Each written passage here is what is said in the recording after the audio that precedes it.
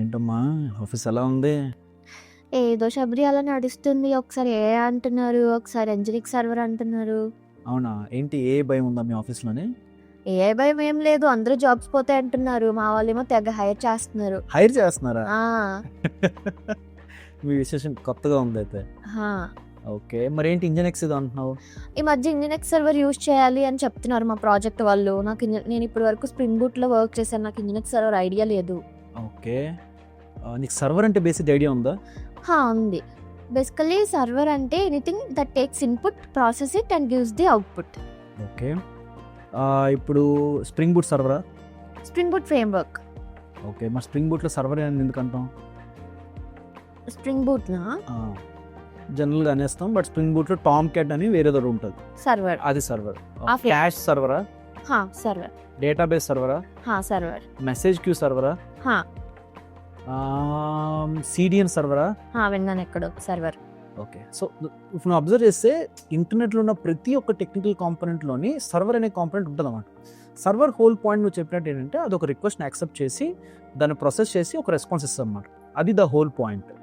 ఇప్పుడు జనరల్గా మనం ఏంటంటే సర్వర్స్ని చాలా కాంప్లికేట్ చేసుకుంటాం అన్నమాట. ఫర్ ఎగ్జాంపుల్ ఇప్పుడు నీకు సర్వర్ క్రియేట్ చేయమని అనుకో, నువ్వు చేయగలవా? చాట్‌జిపిటిని అడుగుతా. చాట్‌జిపిటి అడిగితే కూడాను చాలా పెద్దది ఏదో ఉంటుంది అనుకుంటాం మనం. సర్వర్ కాంప్లెక్సిటీ అనేది అది ఎలాంటి రిక్వెస్ట్ని హ్యాండిల్ చేస్తుంది అనే దాని మీద డిపెండ్ అయి ఉంటుంది అన్నమాట. ఫర్ ఎగ్జాంపుల్ నేను సింపుల్గా నీకు ఒక హలో వరల్డ్ రిటర్న్ చేయాలి. నువ్వు ఏబిఐ హిట్ చేసినా నువ్వు హలో వరల్డ్ రిటర్న్ చేయాలి అని చెప్తే నీకు ఒక సర్వర్ క్రియేట్ చేయమన్నావు.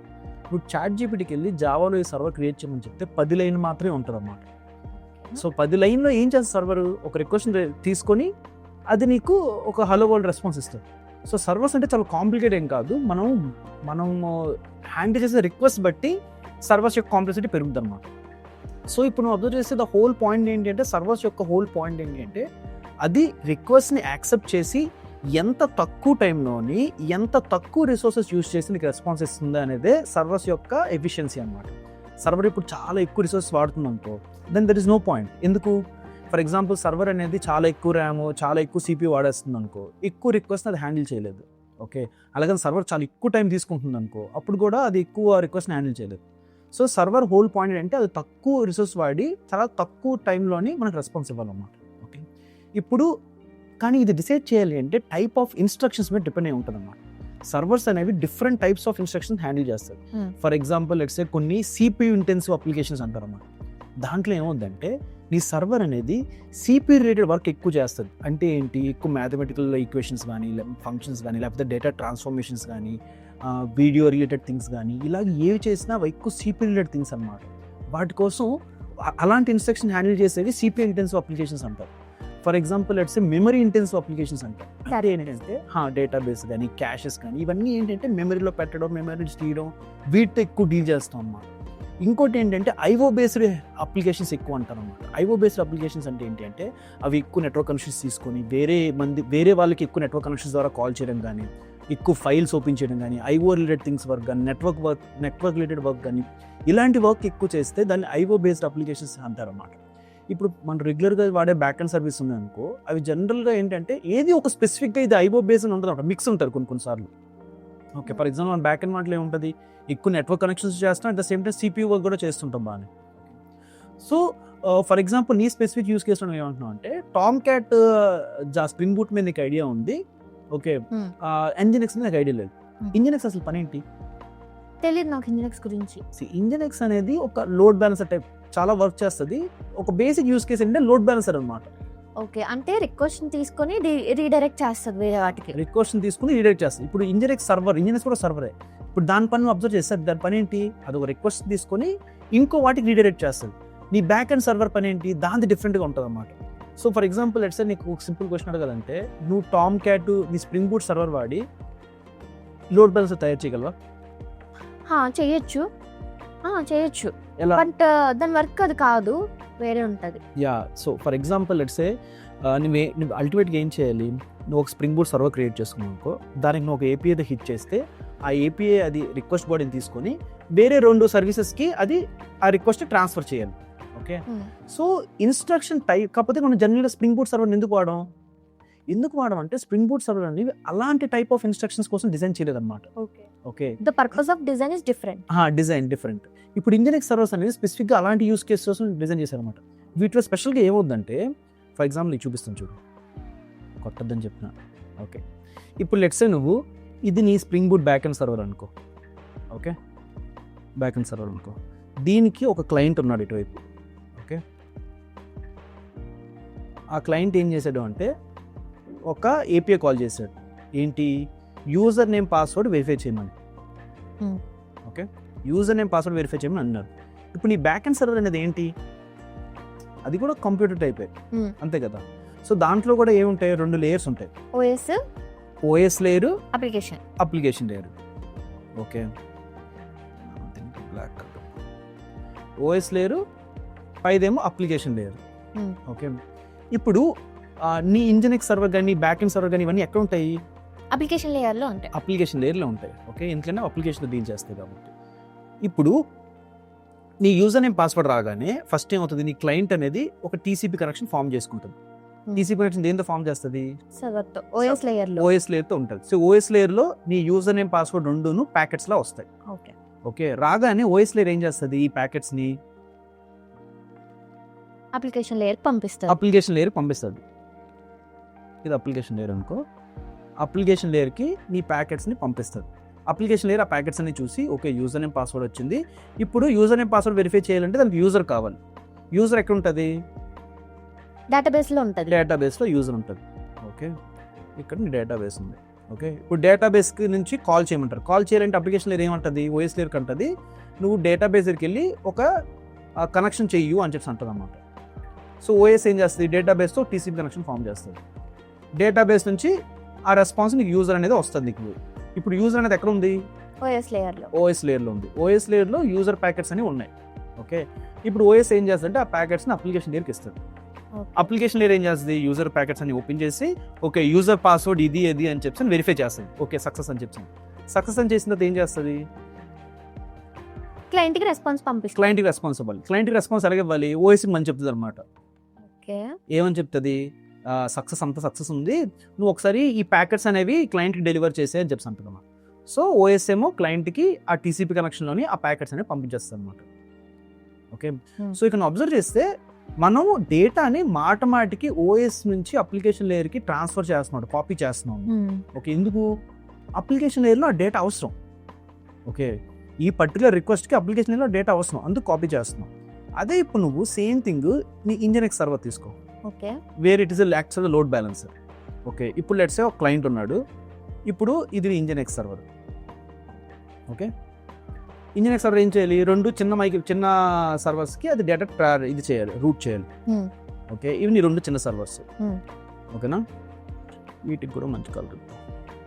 ఓకే, ఇప్పుడు నువ్వు యూజర్ నేమ్ పాస్వర్డ్ రిక్వెస్ట్ రాగానే ఇంజనెక్స్ ఏమో దాన్ని తీసుకొని దాన్ని ఈ సర్వర్కి పంపించాలి, లోడ్ బ్యాలెన్సర్ యాక్ట్ చేస్తుంది. సో ఇక్కడ ఫస్ట్ ఏం చేస్తుంది, ఇంజనెక్స్ సర్వర్తోని ఒక టీసీపీ కనెక్షన్ ఫామ్ చేస్తుంది. ఓకే, అంతే కదా, యూజర్ నేమ్ పాస్వర్డ్ వస్తుంది. ఇంజనెక్స్ కూడా ఏంటి, అది కూడా సర్వర్ టైపే. దాంట్లో కూడాను ఒక ఓఎస్ లేయర్ ఉంటుంది, ఒక అప్లికేషన్ లేయర్ ఉంటుంది. ఓకే, అంతే కదా, ఓఎస్ లేయర్ ఉంటుంది, అప్లికేషన్ లేయర్ ఉంటుంది. ఇప్పుడు ఓఎస్ లేయర్ ఏమో టీసీపీ కనెక్షన్ తీసుకొని ఆ ప్యాకెట్స్ అన్ని డౌన్లోడ్ చేసుకుంటుంది. ఇక్కడ ఓఎస్ లేయర్ ప్యాకెట్స్ డౌన్లోడ్ చేసుకుంటుంది. ప్యాకెట్స్ డౌన్లోడ్ చేసుకున్న తర్వాత అప్లికేషన్ లేయర్కి అన్ని ప్యాకెట్స్ ఇస్తుందా, ఇస్తే లాభం ఉందా, ఇది ఫస్ట్ క్వశ్చన్. అర్థమైందా, అర్థమైంది. ఓఎస్ లేయర్ అప్లికేషన్ లేయర్కి అన్ని ప్యాకెట్స్ ఇవ్వచ్చా, బేసిక్గా Nginx server design purpose just రిక్వెస్ట్ని ట్రాన్స్ఫర్ చేయడమే కాబట్టి అవసరం లేదనుకుంటున్నాను. ఓకే, సో నువ్వు ఏమంటున్నా, ఇప్పుడు యూజర్ నేమ్ పాస్వర్డ్ ఈ డేటా మొత్తం వస్తుంది. ఈ డేటా మొత్తం నీ అప్లికేషన్ లేయర్కి ఇవ్వాల్సిన అవసరం లేదు, ఎందుకంటే application layer user name password తీసుకుని చేయదు. దానికి ఏం కావాలి, ఏ సర్వర్కి వెళ్ళాలని డిసైడ్ చేయాలి. అది డిసైడ్ చేయాలంటే మేబీ దానికి యూఆర్ఎల్ ఒకటే కావాలేమో, అదవుతుందా, యూఆర్ఎల్ ఒకటే కావాలేమో. సో ఓన్లీ మొత్తం డేటా కాపీ చేయకుండా యూఆర్ఎల్ డేటా మాత్రమే అప్లికేషన్ లేయర్కి ఇస్తానన్నమాట. అప్లికేషన్ లేయర్ ఏం చేస్తుంది, ఓకే యూఆర్ఎల్ ప్రకారం అయితే నేను ఈ సర్వర్ని పిలాలి అని చెప్పి డిసైడ్ చేస్తుంది. డిసైడ్ చేసి ఓఎస్ లేయర్ చెప్తుంది. ఓఎస్ లేయర్ ఏమో ఆ సర్వర్తోని ఒక టీసీపీ కనెక్షన్ ఫామ్ చేస్తుంది. అంతేనా, ఇప్పుడు ఇది నీ బ్యాక్ ఎండ్ సర్వర్. అంటే మనం ఇందాక చూసిన ప్రకారం బ్యాక్ ఎండ్ సర్వర్ రిక్వెస్ట్ రాగానే ఏం చేస్తుంది, అది మళ్ళీ డేటాబేస్ పిలిచి డేటాబేస్ నుంచి ఏమో రెస్పాన్స్ తీసుకొని యూజర్ అంతా రెస్పాన్స్ తీసుకొని మళ్ళీ ఫైనల్గా ఈ ఓఎస్ లేయర్ చెప్పేస్తుంది. ఏమని, యూజర్ అంత సక్సెస్ రెస్పాన్స్ అని చెప్పాను. ఓకే, ఇప్పుడు సక్సెస్ రెస్పాన్స్ రాగానే ఈ సక్సెస్ రెస్పాన్స్ అనేది ఒక రెస్పాన్స్ ఆబ్జెక్ట్ వస్తుంది కదా, ఇక్కడ కూడా ఒక రెస్పాన్స్ ఆబ్జెక్ట్ వస్తుంది కదా. యా, ఇప్పుడు ఈ రెస్పాన్స్ ఆబ్జెక్ట్ ఎక్కడ ఉంది? ఓఎస్ లేయర్లో ఉంది. ఓఎస్ లేయర్ నుంచి అది అప్లికేషన్ లేయర్కి ఇవ్వడం అవసరమా? లేదు, అవసరం లేదు, కంప్లీట్గా ఇవ్వాల్సిన అవసరం లేదు. ఎంత అవసరమో అంత మాత్రమే ఇస్తామండి. సో ఇక్కడ ఇంజనీర్స్ ఏమంటుందంటే, ఓకే నాకు ఎంత చాలే, మిగిలిన నువ్వు ట్రాన్స్ఫర్ చేసి నాకు ఇవ్వద్దు ఇంకా. సో ఇక్కడ నువ్వు ఏం చేస్తున్నావు అంటే ఓఎస్ లేయర్ నుంచి అప్లికేషన్ లేయర్కి డేటా కాపీని చాలా తక్కువ చేస్తున్నావు అన్నమాట. సో డేటా కాపీ తక్కువ అవడం వల్ల బెనిఫిట్ ఏంటి అంటే, ఆల్రెడీ నీ ప్యాకెట్స్ అన్ని ఓఎస్ లేయర్లో స్టోర్ చేయాలంటే కొంత ర్యామ్ యూసేజ్ ఉంటుంది. నువ్వు మళ్ళీ సేమ్ డేటాని అప్లికేషన్ లేయర్లో కాపీ చేస్తే అక్కడ కూడా ర్యామ్ యూసేజ్ ఎక్కువ అవుతుంది. సో నువ్వు యూసేజ్ పెంచేస్తున్నావు. పెంచడం వల్ల ఏమవుతుంది? సిస్టమ్ రిసోర్స్ తగ్గిపోతాయి, ఎక్కువ రిక్వెస్ట్ని హ్యాండిల్ చేయలేదు. ఓకే, అండ్ మోర్ ఓవర్ ఎక్కువ ర్యామ్ యూసేజ్, ఎక్కువ ఆబ్జెక్ట్స్ క్రియేట్ చేస్తే ఏమవుతుంది? ఎక్కువ గార్బేజ్ కలెక్టర్ యూసేజ్ ఉంటుంది. ఎందుకు? ఎక్కువ ఆబ్జెక్ట్స్ క్రియేట్ చేస్తున్నావు కాబట్టి. సో ఎక్కువ డేటా కాపీ చేయడం వల్ల దాన్ని డిసడ్వాంటేజెస్ ఉన్నాయన్నమాట. నువ్వు ఇప్పుడు ఇదే సింపుల్ రిక్వెస్ట్ నువ్వు ఇంజనెక్స్లో తీసుకుంటే, ఇంజనెక్స్ హ్యాండిల్ చేయాలి అంటే మేబీ అది ఒక 10 MB తీసుకోవచ్చు, ఒక 100 రిక్వెస్ట్ అలాంటి హ్యాండిల్ చేయాలంటే. అదవుతుందా? అదే నేను spring boot server same 100 request handle చేయాలనుకో, అది 30 MB తీసుకోవచ్చు. Okay, because of to and fro communication. ఎందుకంటే దాని డేటా అవసరం. స్ప్రింగ్ బూట్ పాపం ఏం చేయలేదు ఇక్కడ, ఎందుకంటే దాని డేటా అవసరం అక్కడ అప్లికేషన్ లేదు. ఇక్కడ అప్లికేషన్ లేదో మొత్తం డేటా అవసరం లేదు. దీన్నే జీరో కాపీ మెకానిజం అంటారు అనమాట. యాక్చువల్గా ఇక్కడ జీరో కాపీ అవ్వట్లేదు, బట్ మినిమల్ కాపీ అవుతుంది. బట్ జనరల్గా ఏంటంటే జీరో కాపీ మెకానిజం ఉంటుంది. అదేంటి అంటే అసలు ఓఎస్ లేయర్ నుంచి అప్లికేషన్ లేయర్కి ఎంత డేటా తెచ్చుకుంటున్నావు అనేది చాలా ఇంపార్టెంట్ అనమాట. ఫర్ ఎగ్జాంపుల్ లెట్స్ సే ఇప్పుడు నువ్వు అంటే ఇది ఒక్క రీజన్ వల్ల ఇంజనెక్స్ ఫాస్ట్ అని చెప్పను. ఇంజనెక్స్ ఫాస్ట్ అవడానికి మల్టిపుల్ వేరే రీజన్స్ ఉన్నాయి. మనం ముందు వీడియోస్లో కూడా ఒకసారి డిస్కస్ చేసుకున్నాం. ఏంటి అంటే ఈవెంట్ లూప్ అనే కాన్సెప్ట్ ఉంటుంది అనమాట. ఈ ఈవెంట్ లూప్ యూస్ చేసి చాలా ఎక్కువగా నెట్వర్క్ రిక్వెస్ట్ని హ్యాండిల్ చేయగలదు అనమాట. మనం ఈ వీడియోలో డిస్కస్ చేయం. బట్ యా, ఈ పాయింట్ అర్థం కదా. ఇప్పుడు ఫర్ ఎగ్జాంపుల్ ఈవెన్ నీకు సేమ్ ఎక్స్ప్లెయిన్ చేయడం కోసం లెట్స్ సే నీవు ఒక JS ఫైల్ డౌన్లోడ్ చేస్తున్నావు. ఒక బ్యాక్ ఎండ్ సర్వర్ ఉంది. Okay, back end server JS file ఎక్కడ స్టోర్ చేస్తుంది? డేటాబేస్ స్టోర్ చేస్తుంది. లెట్స్ సే ఒక హార్డ్ డిస్క్లోని JS ఫైల్ ఉంది. ఓకే, నీది నీ బ్యాక్ ఎండ్ సర్వర్. ఇప్పుడు నువ్వు JS ఫైల్ డౌన్లోడ్ చేయాలి. డౌన్లోడ్ చేస్తున్నప్పుడు రిక్వెస్ట్ అనేది ఫస్ట్ నువ్వు TCP కనెక్షన్ ఫామ్ చేస్తావు. ఇక్కడ కూడా ఒక ఓఎస్ లేయర్, ఒక అప్లికేషన్ లేయర్ ఉంటుంది. ఓఎస్ లేయర్ ఏం చేస్తుంది? డేటాబేస్తో రిక్వెస్ట్ ఫామ్ చేస్తుంది. JS file తెచ్చుకుంటుంది. JS ఫైల్ తెచ్చుకున్న తర్వాత JS ఫైల్ అనేది ఒక 2-3 MB ఉంటుంది. ఈ 2-3 MBని మళ్ళీ అప్లికేషన్ లేయర్కి ఇస్తుందా? అవసరం లేదు, అంతే కదా. JS ఫైల్కి అప్లికేషన్ లేయర్కి ఇవ్వాల్సిన అవసరం లేదు. ఏదైనా అవసరం ఉంటే ఇవ్వచ్చు, కానీ అవసరం లేకుండా ఎందుకు పంపించడం? సో ఏం చేస్తుంటే నువ్వు నాకు ఇవ్వాల్సిన అవసరం డైరెక్ట్గా రీడైరెక్ట్ చేసేయి. సో అందుకే నీ లోడ్ బ్యాలెన్సెస్ కానీ సీరియల్ సర్వర్స్ కానీ ఇవన్నీ ఎందుకు అంత ఫాస్ట్ అంటే చాలా మట్టుకు ఇంటర్నెట్లో చాలా ఎక్కువ కాంపోనెంట్స్ రీడైరెక్షన్ పనిచేస్తాయి అనమాట. రీడైరెక్షన్ ఏంటంటే రిక్వెస్ట్ తీసుకుంటుంది, ఎంత అవసరం డెసిషన్ తీసుకోవడానికి ఎంత అవసరం అంతే మాత్రం ఉంచుకొని మిగిలిన రీడైరెక్ట్ చేస్తాం అనమాట. సో అందుకే ఫాస్ట్గా ఉంటాయి అన్నమాట. అదేనా? అర్థమైంది. మరి ఇంజనెక్స్ అంటే బేసిక్ ఐడియా వచ్చిందా? వచ్చింది. ఓకే, మీ ఆఫీస్లో ఏ గురించి ఏమవుతుందో నాకు చెప్తుండే, తెలుసుకుంటావు. ఓకే, బాయ్ అయితే. బాయ్.